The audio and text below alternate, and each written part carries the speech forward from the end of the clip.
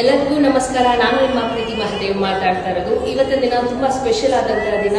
ಈ ಜೀವ ಎಲ್ಲಿ ನಿಂತಿದೆ ಅಂದ್ರೆ, ಈ ಜೀವಕ್ಕೆ ಜೀವ ಕೊಟ್ಟಂತ ಜೀವ ನನ್ನ ತಾಯಿ.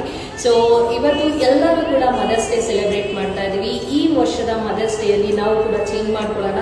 ತುಂಬಾ ಜನ ನೋಡಿರ್ಬೋದು, ಪೇರೆಂಟ್ಸ್ ಇದ್ದಾಗ ಅವ್ರಿಗೆ ಕರೆಕ್ಟ್ ಆಗಿ ಬೆಲೆ ಕೊಡೋದಿಲ್ಲ, ಟೈಮ್ ಕೊಡೋದಿಲ್ಲ, ಪ್ರೀತಿ ಕೊಡೋದಿಲ್ಲ. ಸೊ ಡಿಯರ್ ಫ್ರೆಂಡ್ಸ್, ಒಂದ್ಸಲ ನಮ್ಮ ಪೇರೆಂಟ್ಸ್ ಕುತ್ಕೊಂಡು ಪ್ರೀತಿಯಿಂದ ಮಾತಾಡೋಣ.